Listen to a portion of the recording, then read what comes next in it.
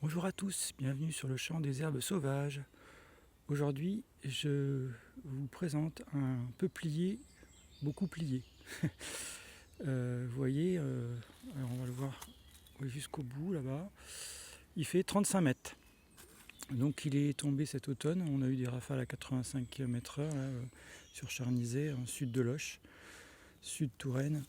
Et donc vous pouvez voir la base du tronc est totalement creuse, avec un petit peu de champignons, on voit des taches noires, et puis aussi de la sueur un peu marron foncé, avec quelques petites galeries. Il a commencé à être attaqué par des insectes, mais c'est surtout l'humidité qui l'a gagné au cœur.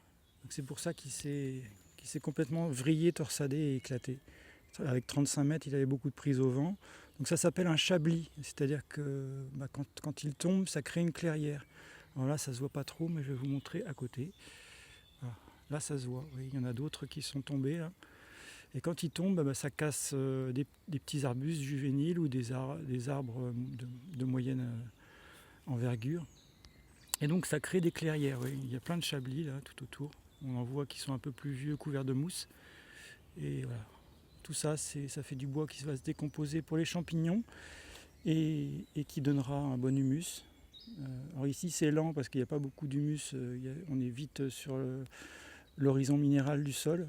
Mais plus loin, il y a des zones à champignons, notamment les fameuses trompettes de la mort que vous avez vues la dernière fois. Voilà, c'était pour vous montrer ce que c'est un chablis, c'est-à-dire un abattage naturel de grands sujets par le vent. Vous voyez, il y en a plein qui sont en équilibre là-bas, qui sont tombés aussi, ils tiennent juste sur les autres troncs.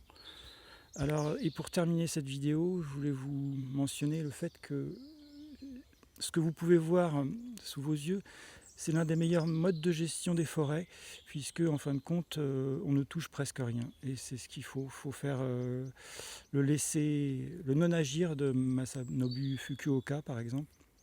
Le non-agir et laisser faire la nature parce qu'elle est autonome, tout simplement. Une forêt, ça ne se cultive pas.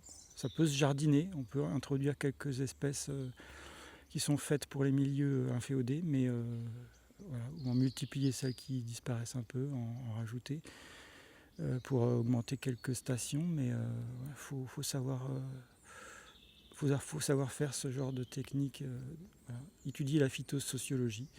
Et on verra ça dans d'autres vidéos sur les plantes bio-indicatrices.